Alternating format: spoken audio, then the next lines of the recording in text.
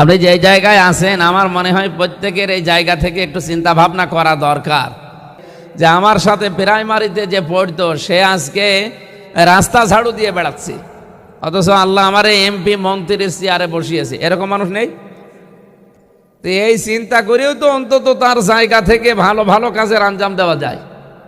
আমরা তো এইটা চাই আগামীতে 1628 জন মানুষ, আমাদের মাননীয় প্রধানমন্ত্রী জনাব তারেক রহমান, উনি এখন যে জায়গায় আছে বাংলাদেশের সর্বোচ্চ জায়গায়।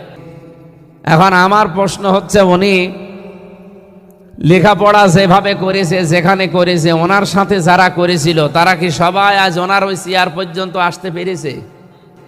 তাহলে ওনার দায়িত্ব হচ্ছে, আল্লাহ যেহেতু দয়া করে পর্যন্ত পৌঁছিয়ে দিয়েছে, নাকি ওনার নিজের যোগ্যতায় পৌঁছিয়েছে? ওনার মতো লেখাপড়া মানুষ, জানা মানুষ আর দেশে নেই? বলেন বলেন। এই হরিপুরে আমার মনে হয় কমপক্ষে 25,000 ভোটের ভেতরে যদি 10,000 মানুষ ওনার মতো শিক্ষিত মানুষ পাওয়া যাবে, নারী পুরুষ দিয়ে। ওনার মতো 5 মানে কি 1 থেকে যে পর্যন্ত ওনার লেখাপড়া আছে ওই পর্যন্ত লেখাপড়া কান মানুষ এদেশে হাজার হাজার লক্ষ লক্ষ, সবাই ওই চেয়ারে যেতে পারেনি। আল্লাহ ওনাকে পৌঁছিয়েছে। এই চেয়ারের নিয়ামতের শুকরিয়া আদায় করার জন্য ওনার আল্লাহর কৃতজ্ঞ হওয়া দরকার। উনি যেন এগুলো করতে পারে আর আমরা যেন তার পাশে থাকতে পারি। আল্লাহ তৌফিক দেন।